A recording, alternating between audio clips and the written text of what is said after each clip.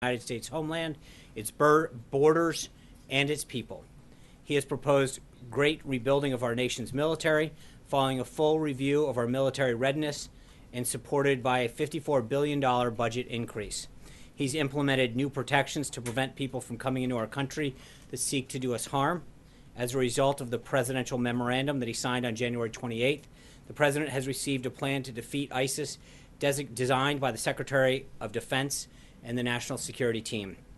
Just as he has promised during the campaign, he has made enforcing our nation's immigration laws a top priority, signing executive orders that start work on a southern border wall, that enhance the public safety of Americans through ordering the strong enforcement of immigration laws that are already on the books, halting funding to jurisdictions in the United States that don't comply with federal immigration rules, and directing the Department of Homeland Security to hire a combined 15,000 new officers and agents to support the system and protect the nation.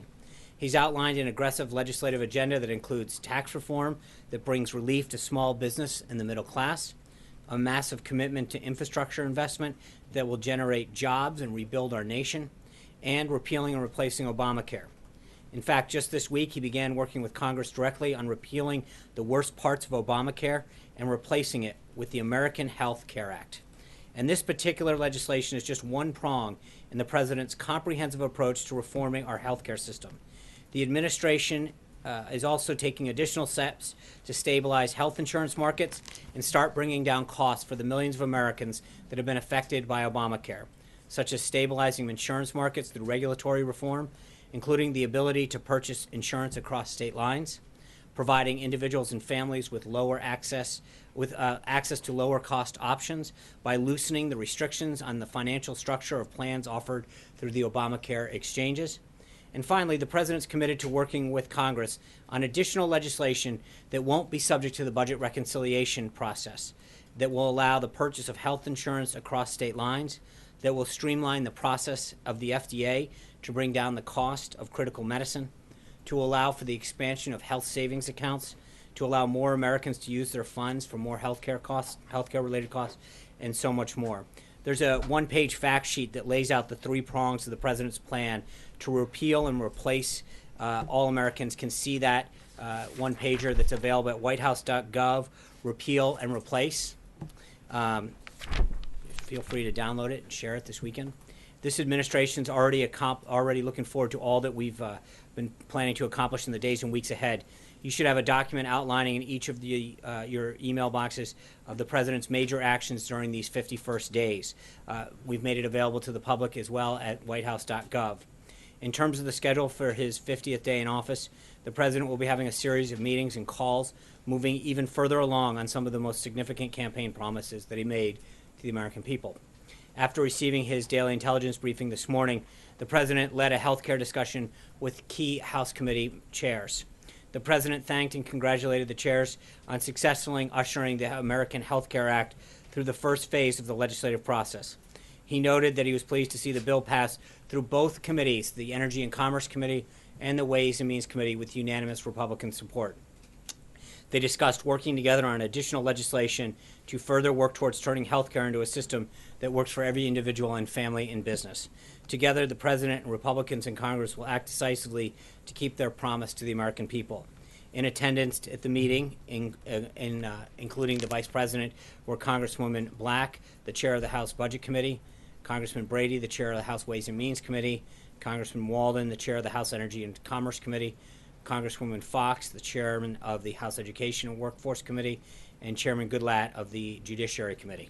In addition to this Hill outreach, senior officials at the Department of Health and Human Services have met with the American Medical Association to discuss the bill and will be meeting with additional stakeholders in the coming days.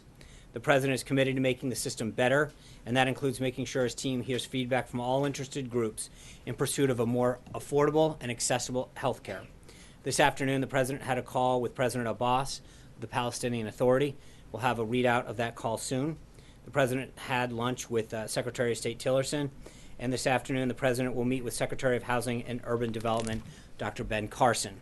He looks forward to discussing HUD's mission to create strong, sustainable, and inclusive communities with quality, affordable housing, especially the ways in which we can partner with the private sector to come up with innovative solutions to turn our public housing system around and empower our struggling communities. Looking ahead to the weekend, the President will spend this weekend here at the White House in a series of meetings with his team. The Vice President's office has already announced the details of his trip to Louisville, Kentucky, where he will participate in listening sessions with small businesses and job creators throughout the community, and then, joined by Governor Bevin, we'll hear from local small businesses. The Vice President will discuss the President's economic agenda, especially the repeal and replacement aspects of Obamacare and how it will reduce the burden on small businesses. He will then conclude with formal remarks at the Train Parts and Distribution Center. Also coming up, Judge Gorsuch's confirmation hearings will begin on March 20th. Yesterday, the American Bar Association reported their committee determined that by unanimous vote, Judge Gorsuch was given a, quote, well-qualified mark for the Supreme Court. The President looks forward to seeing Judge Gorsuch receive a speedy and fair hearing and an up-and-down vote on the Senate floor. Finally, the President's weekly address is out. It discusses Women's History Month and his plans to repeal and replace Obamacare. It aired this morning on Facebook Live. It is now available to watch on YouTube and whitehouse.gov. Obviously, I encourage everyone to go check it out. And with that, I'll be glad to take your questions. John Roberts. I was going to say, your pen's upside down. John Roberts always helping with the fashion tips. It's still upside down. Thank you. I appreciate that. Thank you. No, there's no promos. John, now on to your questions. But thank you. Our involvement of sending Rangers and Marines into Syria marks a dramatic change in our presence on the ground there. And I'm wondering, how much autonomy is the President giving General James Mattis to involve U.S. forces on the ground in Syria? A U.S. Marine artillery unit and a team of Rangers have recently been positioned in Syria to provide a combined joint task force operation, Inherent Resolve, the commander the agility to expedite the destruction of ISIS in Raqqa in particular. The exact numbers and locations of the forces are still a sensitive order to protect the location of the forces, but there will be approximately an additional 400 enabling forces deployed under existing authorities for a temporary period to enable our Syrian partnered forces to accelerate the defeat of ISIS, specifically in Raqqa. I think, as I've mentioned before, one of the things that the President has ensured is that the commanders have the flexibility to do what they need to fulfill the mission. The President is obviously, as Commander-in-Chief, made aware and signs off on all of those missions. But at the end of the day, it's going to be up to the generals to execute their mission to make sure that we continue to defeat ISIS and protect the nation. Now, our involvement there really sort of complicates the whole picture because we're aligned with the Kurds, but then at the same time, a NATO ally, Turkey, sees the Kurds as the enemy. And then there's what happens with Russia and its involvement with the Syrian government. So the big problem with Iraq was we never planned for the day after.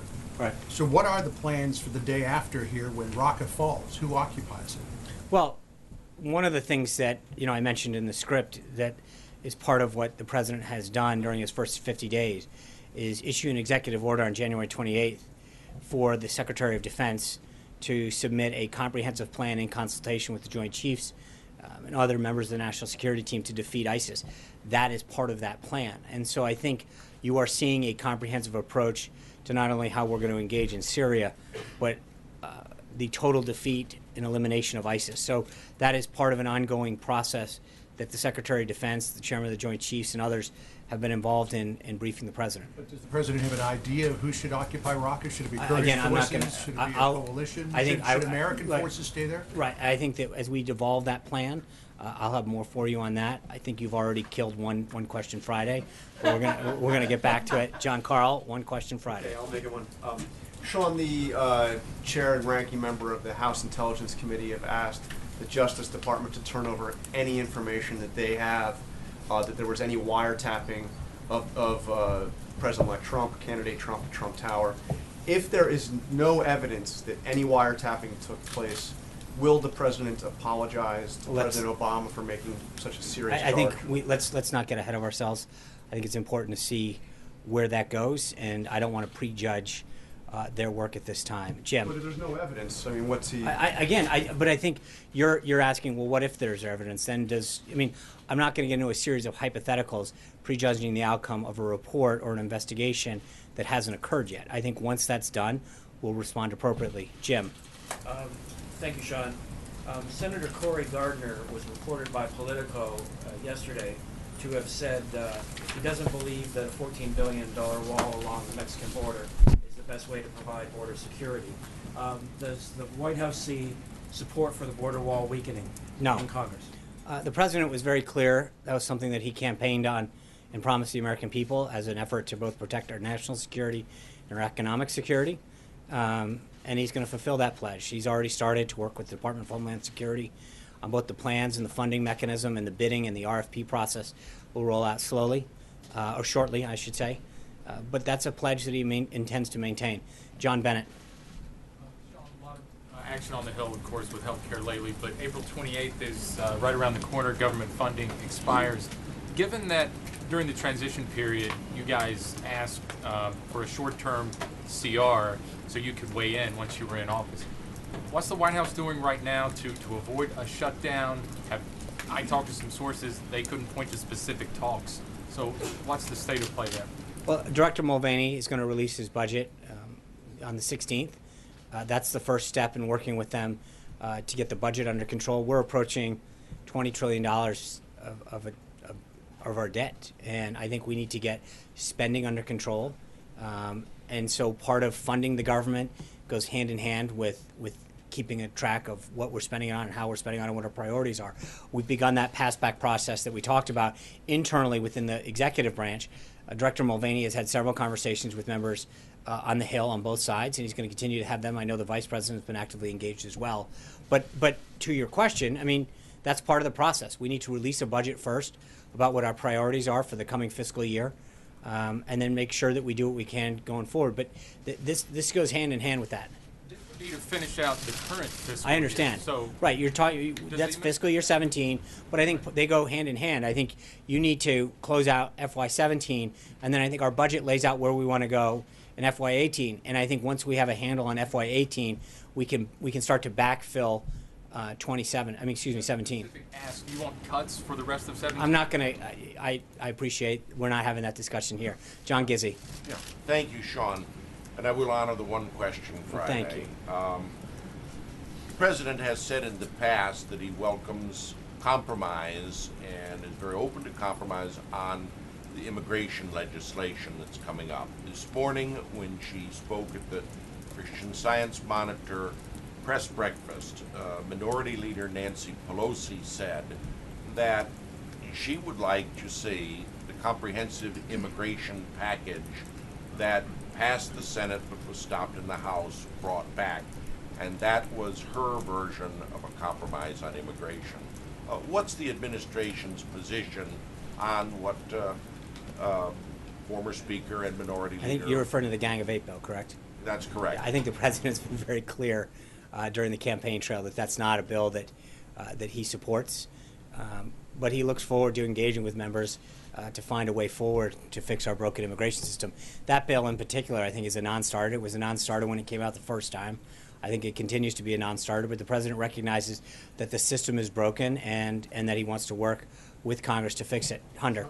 Thank you, Sean. Does the White House believe there's such a thing as the deep state that's actively working to undermine the President? Well, I think that there's no question when you have 8 years of one party in office that there are people who stay in government, or affiliated with, joined and continue to espouse the agenda of the previous administration. So I don't think it should come as any surprise that there are people that burrowed into government during 8 years of the last administration and, may have believed in that agenda and can want to continue to seek it. I don't think that should come as a surprise to anyone. Will the director of the CIA or the DNI have a presidential mandate to seek these people out and fire them or purge them from the government? Think the CIA does not. That's not part of the CIA's mandate under any circumstances. So no on that one.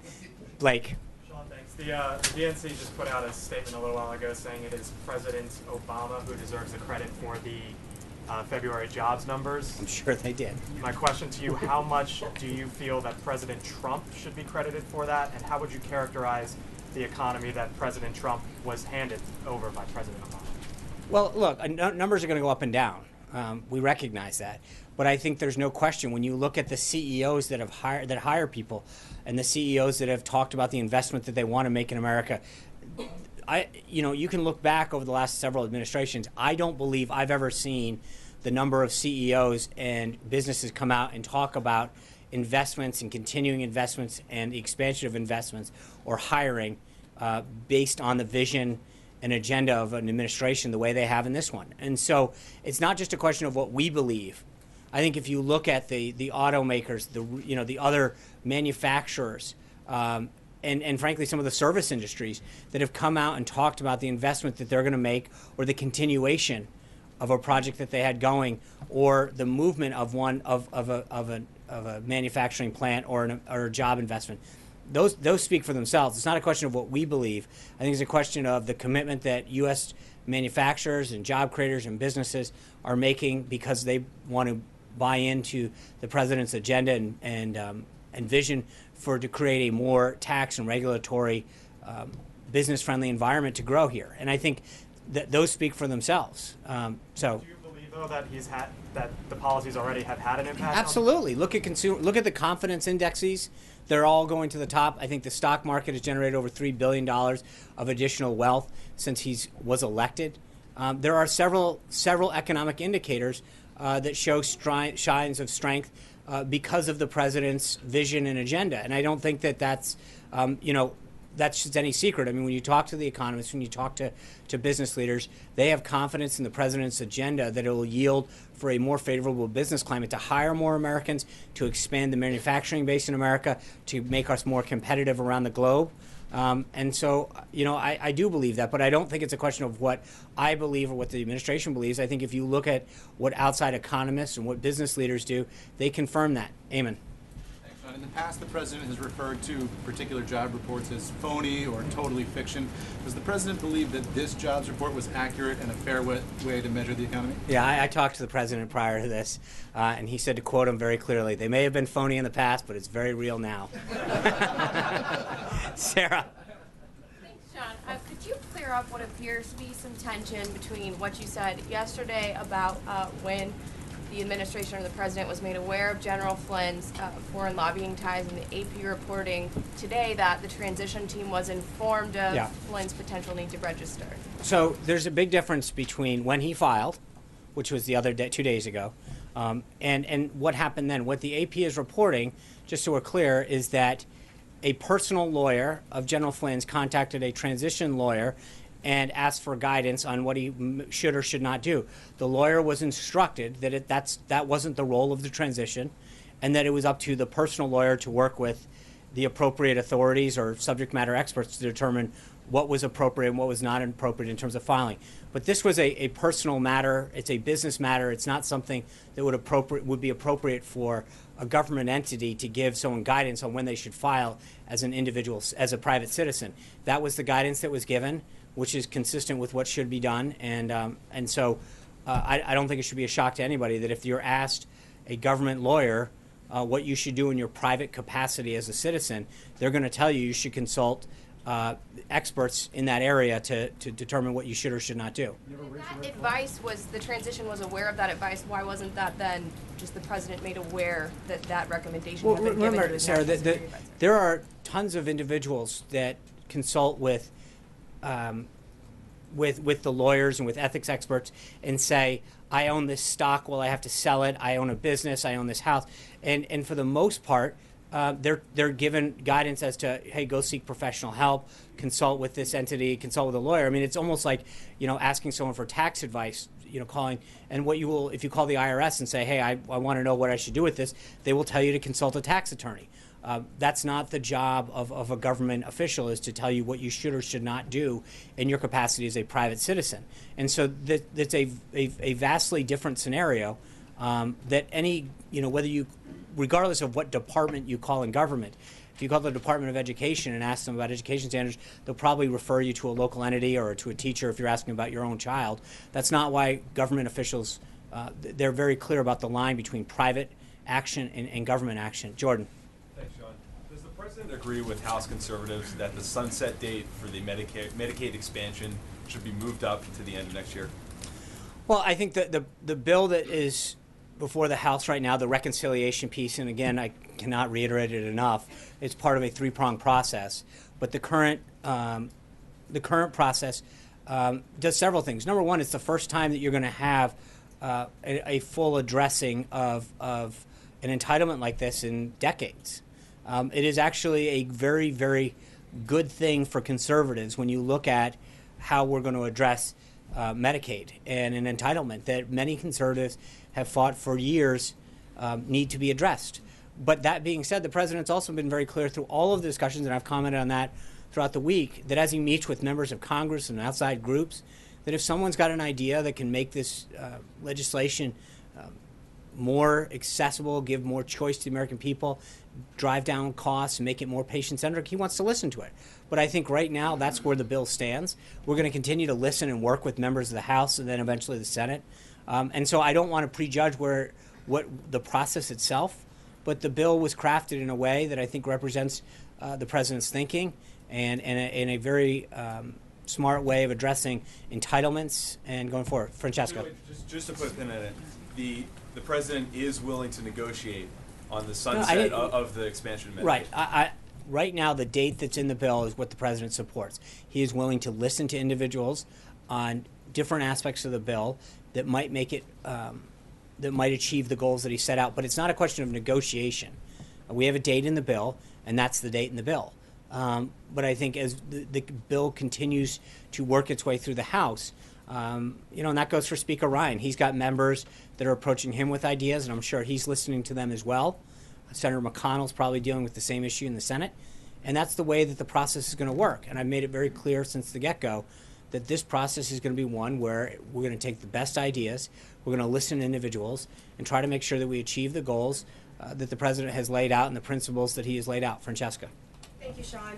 Piggybacking off John, at a breakfast this morning, the same one he referenced, Nancy Pelosi also said it couldn't possibly be true of the president's allegations against the former president because that is not how our system works. She also said Obama would not do that, and it would be a waste of time for the House Intelligence Committee to investigate that allegation. Does the White House have any evidence to refute House Minority Leader and former Speaker Pelosi's claim? And could you explain why the president hasn't asked the FBI chief about this directly?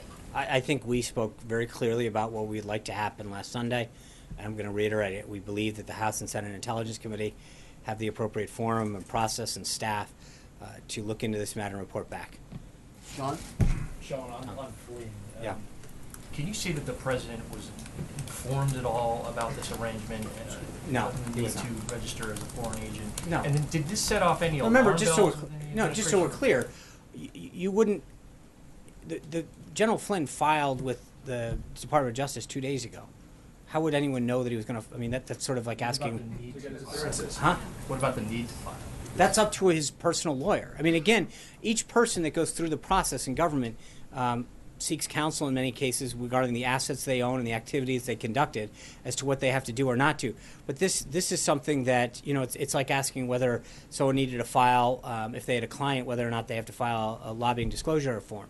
That's not up for us to determine. That's up for them and their counsel to determine if they engaged in activities in the past or whatever it is, or if a doctor needed to go and up their certification. That is not up for the government to determine. There are certain private citizens' activities that you conduct and you seek counsel on or professional advice. That's not up to the government, and that's exactly how the system works. But how did that not raise a red flag? I mean, you have an attorney. You already got your question, John.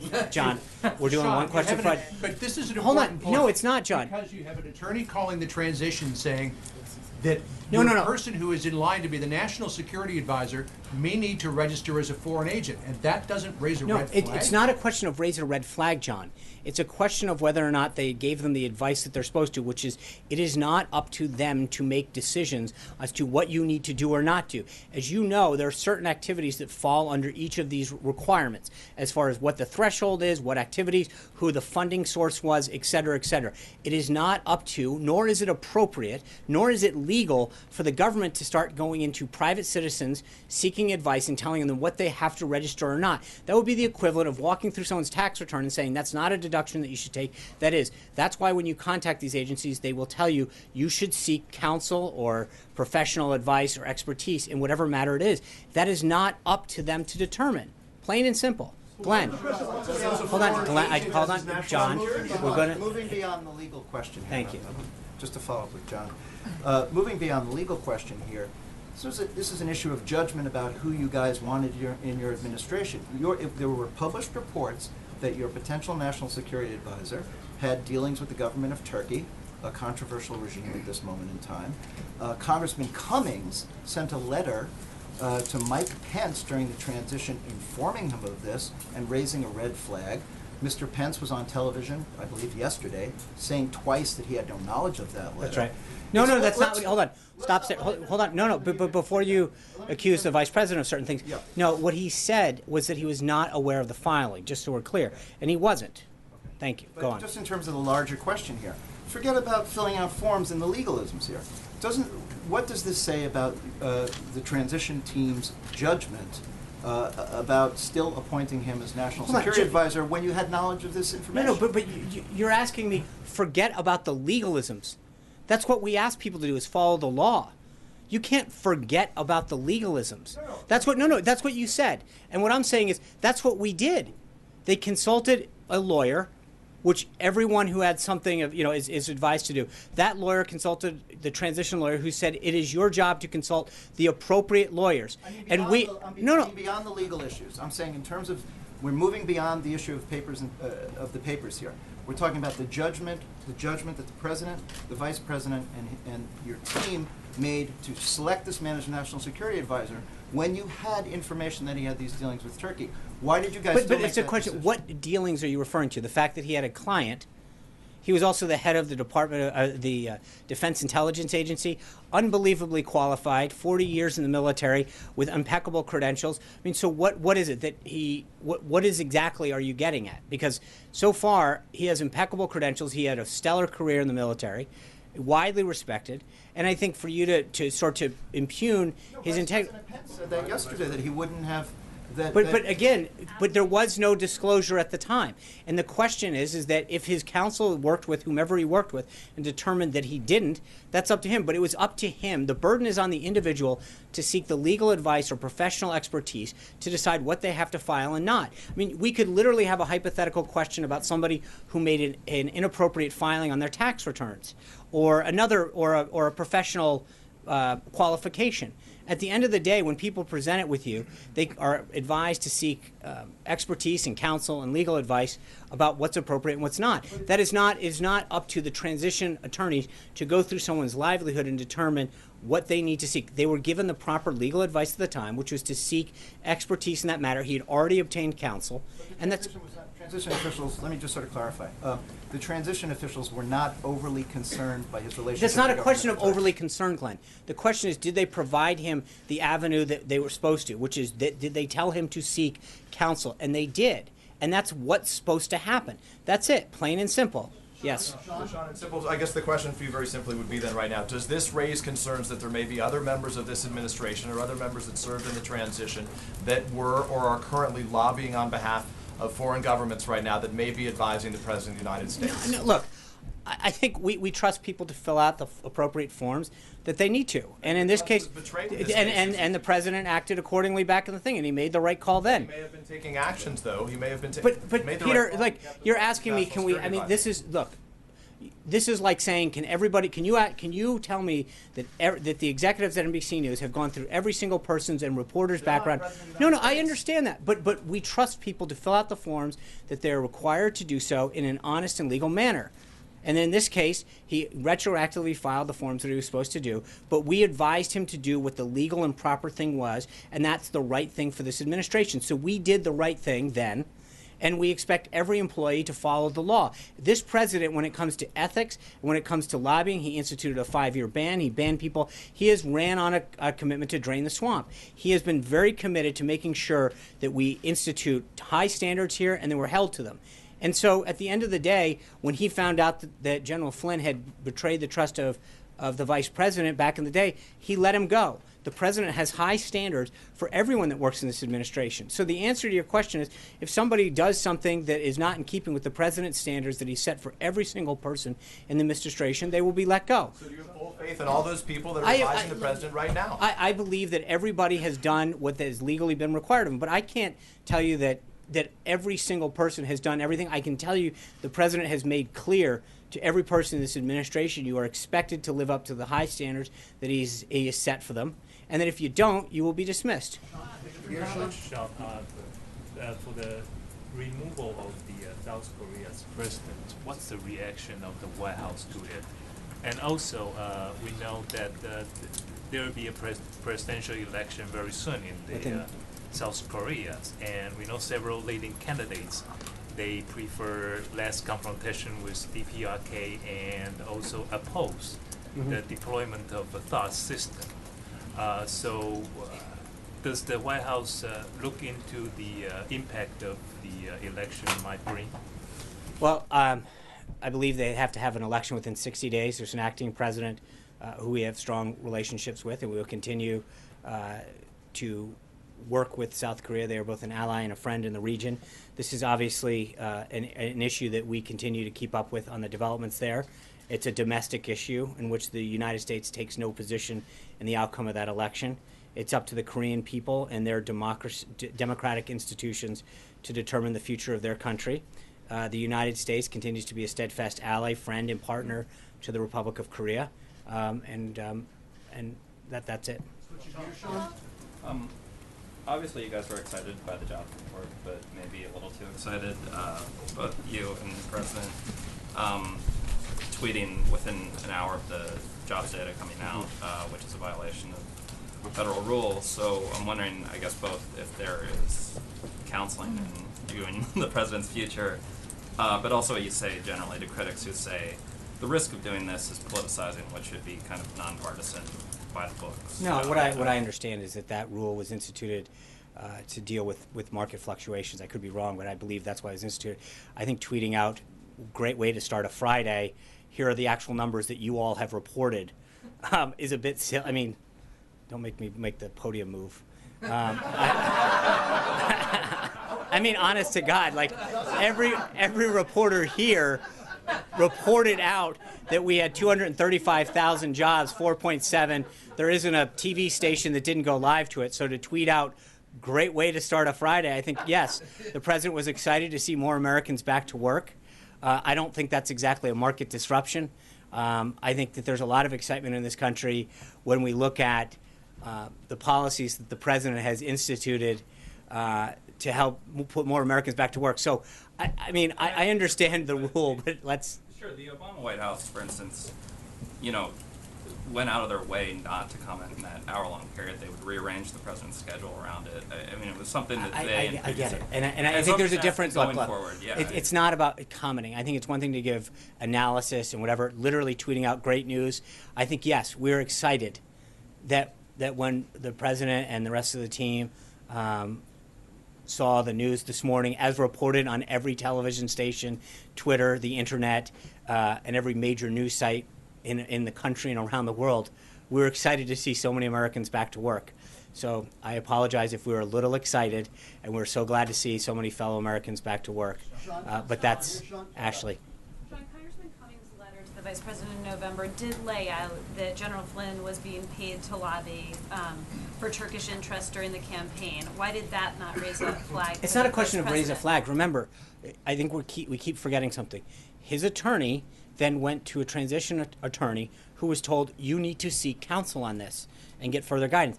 That's the job. It's not a question of raised flags. It's not for us to adjudicate whether or not someone needs to file under the Lobbying Disclosure Act, the FAR Registration Act. That's not the job of a transition attorney. It's to tell them to seek additional counsel or to explain to them where to find that information, not to tell them what to do or not to do. But I'm asking about the Vice President specifically, not saying you should go to this attorney or giving legal advice, but why, when this information was brought to the Vice President's attention, didn't he raise questions, bring it to the President, look into it further? Because I think it's fairly simple to say, why didn't this occur? We're going through several people. The answer is, did they seek the appropriate professional advice and counsel? And they did, and that's the answer. Alexis. I have a healthcare question for you. Oh, good. Aren't you relieved? Makes me feel better. Would the President be willing to sign legislation? Is he flexible about the refundable tax credit portion of the House bill? Would he be willing to sign legislation that avoided that particular provision? Because, as you know, conservatives are concerned that that's an additional entitlement.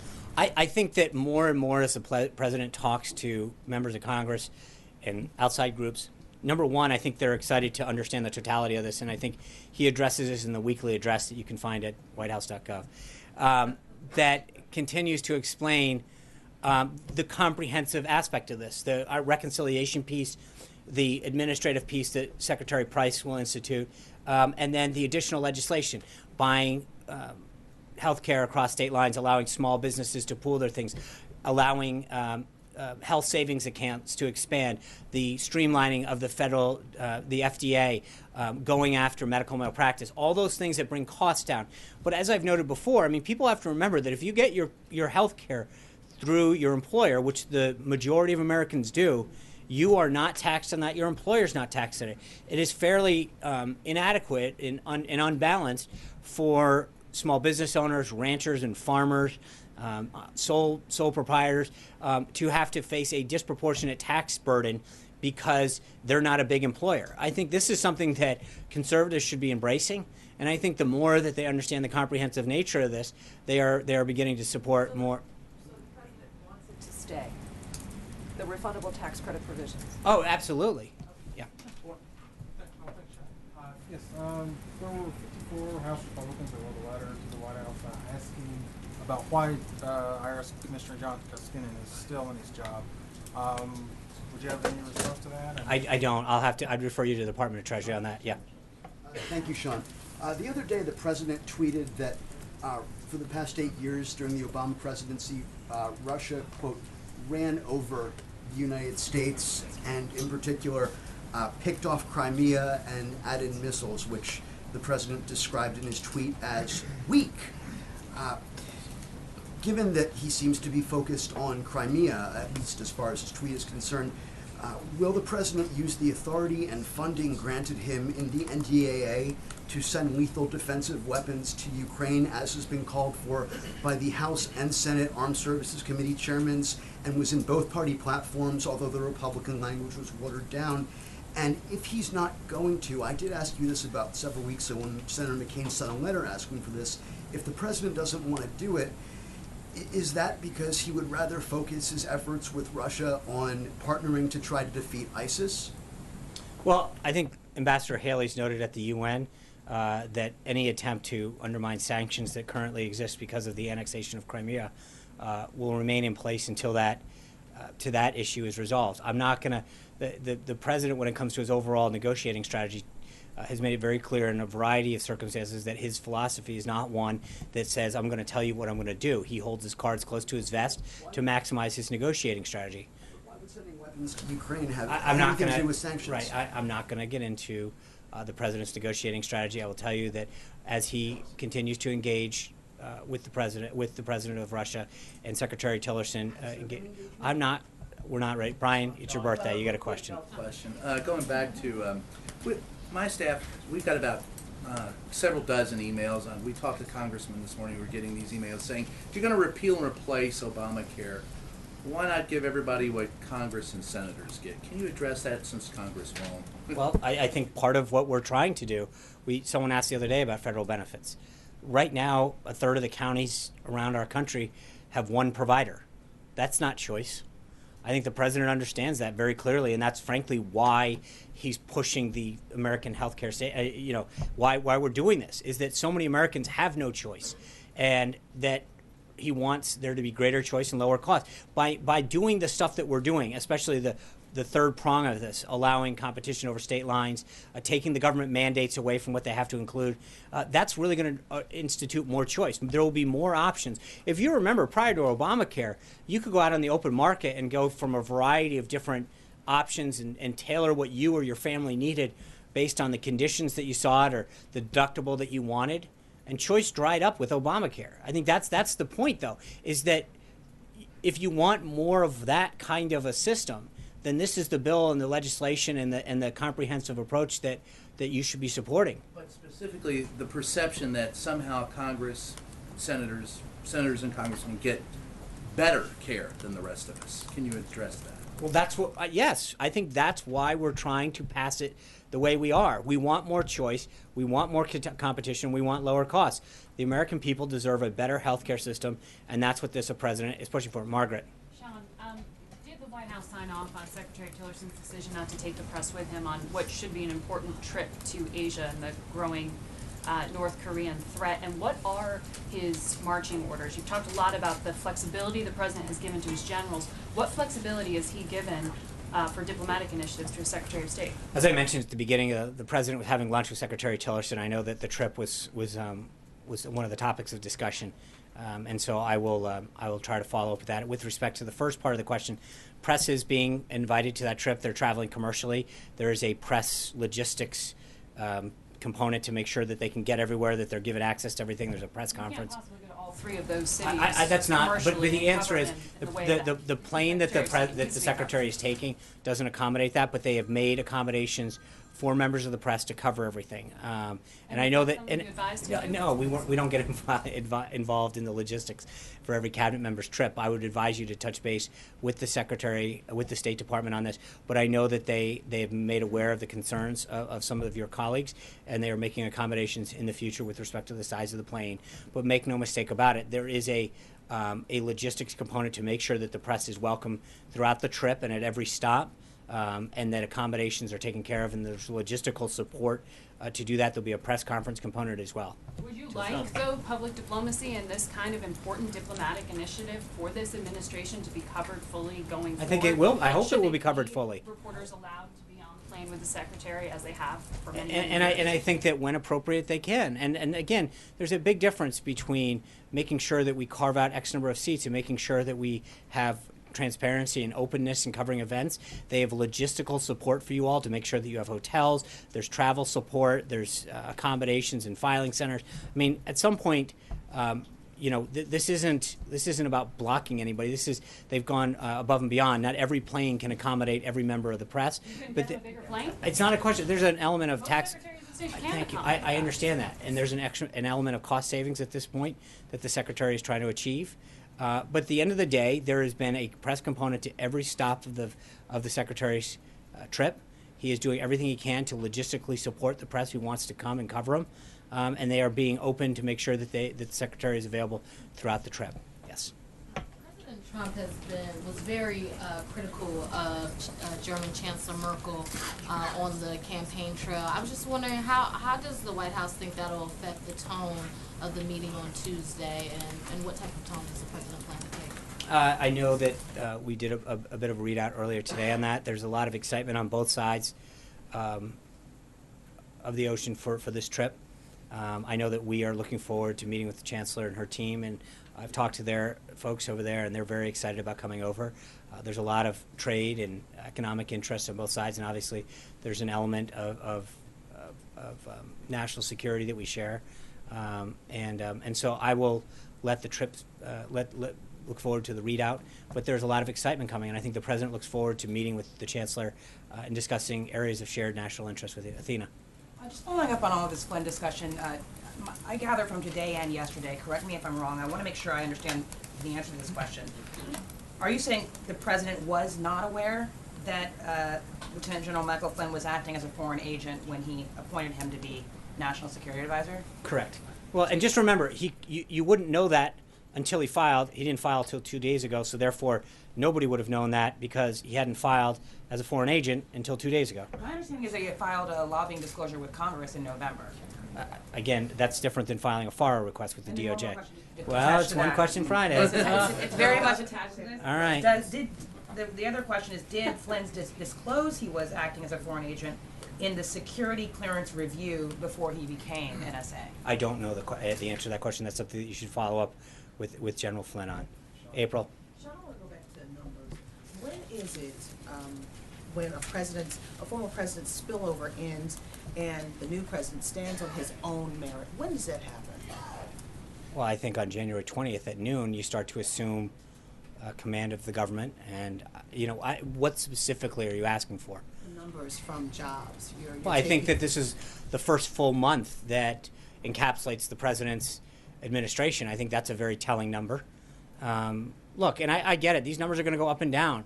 But I think for the first full month, we're seeing the enthusiasm and spirit that so many business leaders have been drawn to.